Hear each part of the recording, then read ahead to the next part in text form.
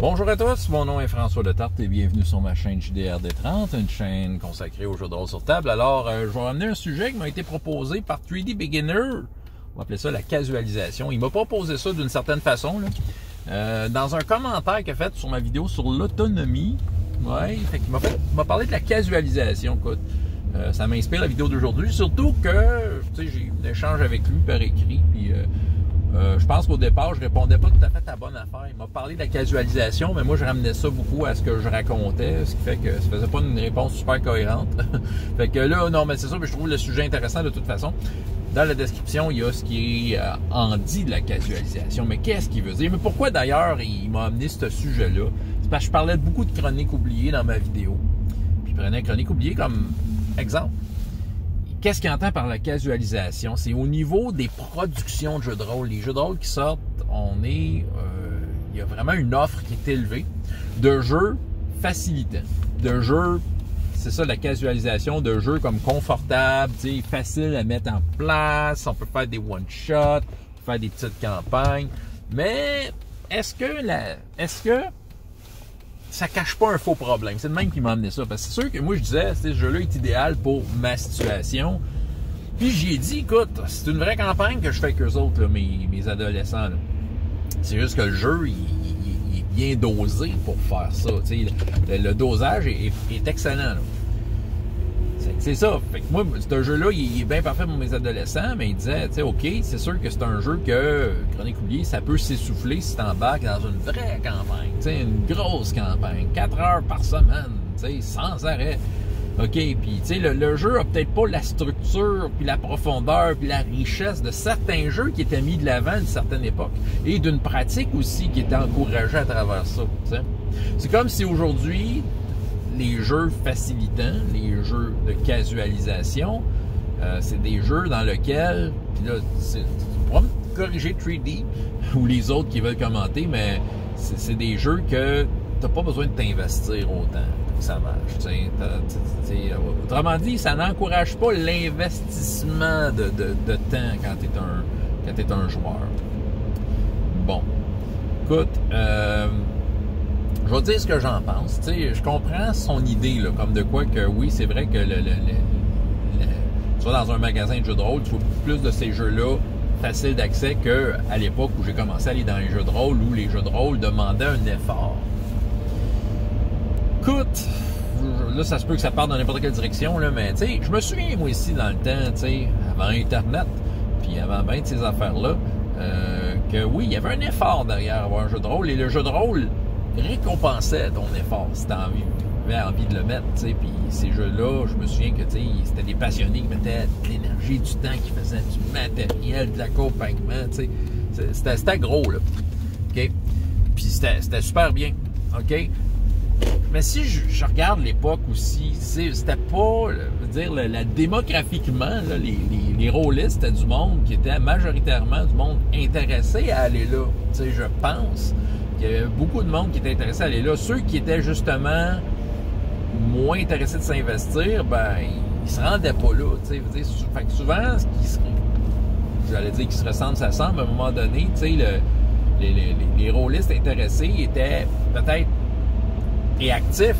Ils étaient en majorité des gens qui voulaient aller là, Puis on y allait. Puis le monde du jeu de rôle, quand tu achetais, reflétait cette demande-là. Et c'était très niche aussi, là. C'était très niche, OK?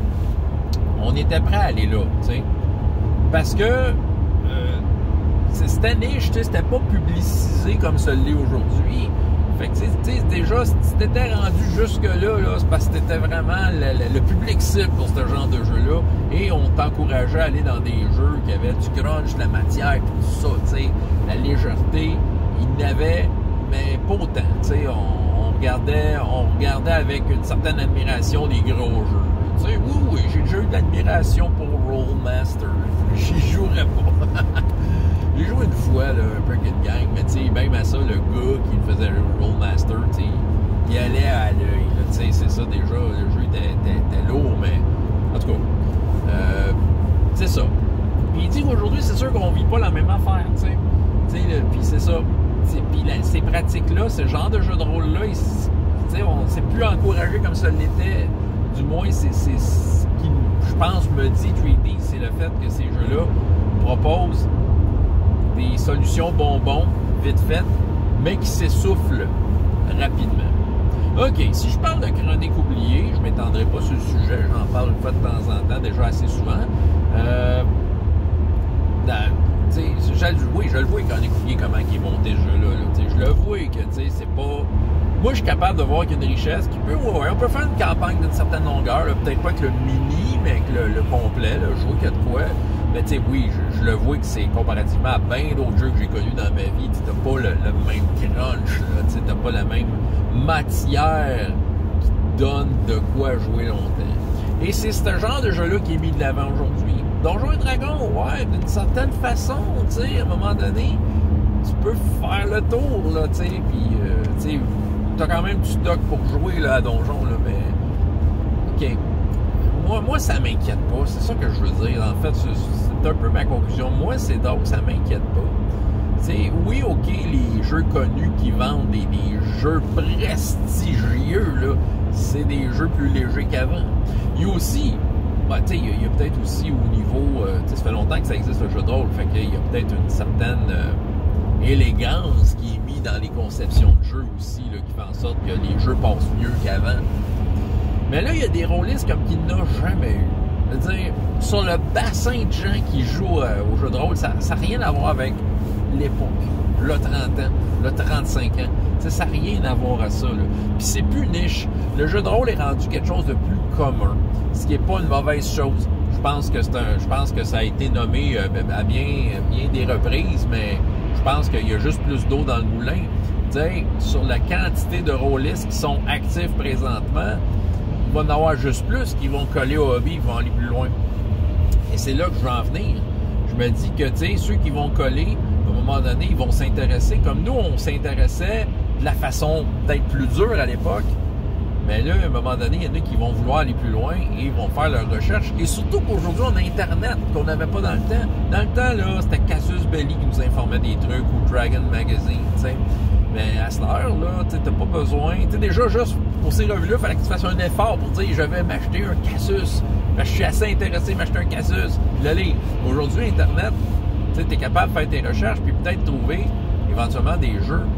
Oui, OK, il va peut-être avoir plus de rôlistes qui vont coller sur des jeux de casualisation, des jeux plus relax, des jeux qui tiennent pas la route sur très, très longtemps.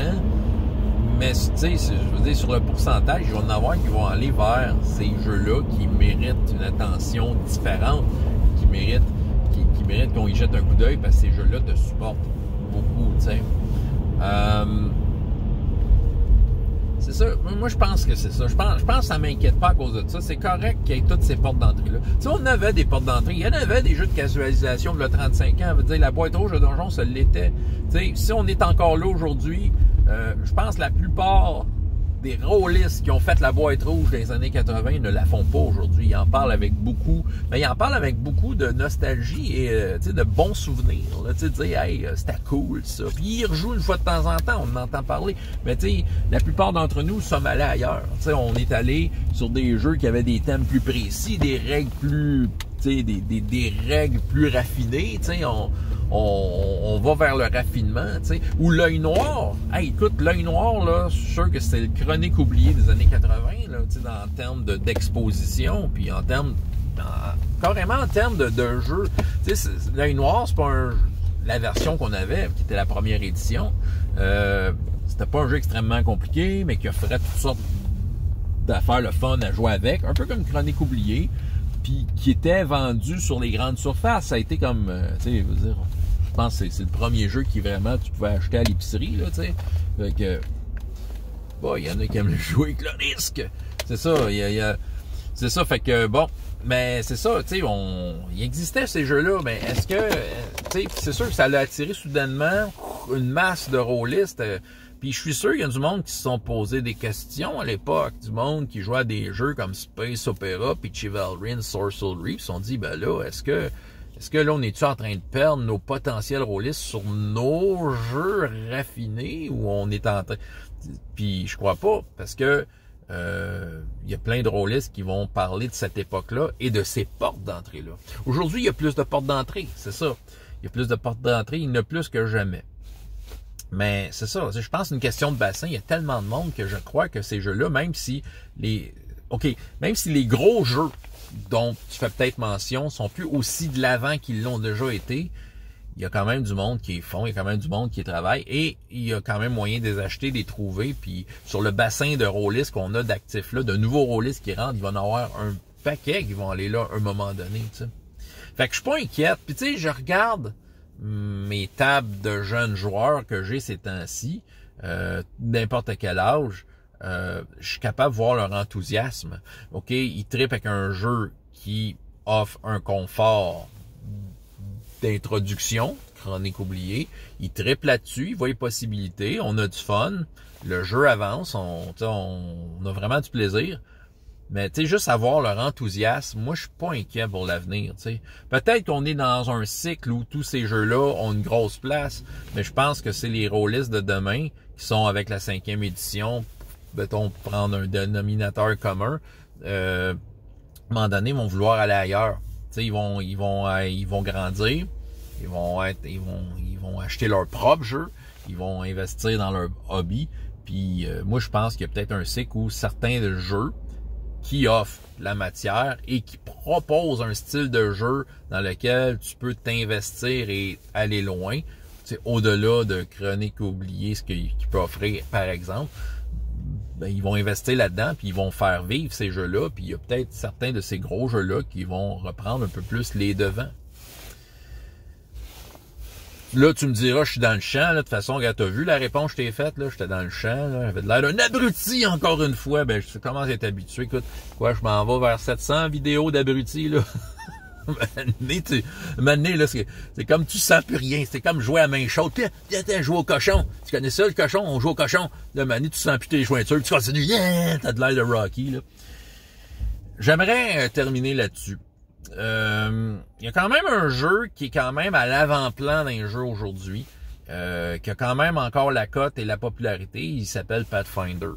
OK? Et ce jeu-là, tu sais, qu'on n'aime pas, offre quand même la matière, offre quand même la richesse, offre quand même beaucoup de choses. Que ce soit la première ou la deuxième édition, c'est des jeux qui ont toute une structure. Là. Ça a toute une structure. C'est là pour t'offrir du jeu longtemps. Puis il y a moyen de faire différent à chaque fois. Mais vraiment, tu peux aller tout azimut avec ces jeux-là. Fait que, tu sais, je trouve que c'est quand même le fun de voir un jeu à l'avant-plan qui décrit, qui peut, à mon avis, s'inscrire dans le type de jeu dont tu fais mention, 3D. Puis qui est là et qui est fort et qui, écoute, que je souhaite va rester, qui va comme, je pense, que je souhaite rester pour lui, tu sais, parce que justement, tu sais, on peut dire que oui, c'est tannant de voir Donjon Pathfinder partout, mais en même temps, c'est correct d'avoir un jeu de type Pathfinder, tu sais, pour dire que les joueurs, ils checkent les livres de Donjon, puis maintenant, c'est quoi ça Pathfinder, puis en l'ouvrant, peut-être, ils vont dire, OK, il y a plus d'affaires qui se passent dans ce jeu-là, tu sais. On peut faire plus d'affaires. Fait que, tu sais, c'est ça. Fait que là, tu sais, ça va ouvrir la porte vers ça. En tout cas, c'était, encore une fois, une vidéoliste en char, librement exprimée. Et vous pouvez faire de même dans les commentaires. Donc, je vous laisse aller là-dessus. François Letarte, JDR D30. Et jusqu'à la prochaine fois, il y a autant de plaisir dans la vie que dans les jeux. Au revoir.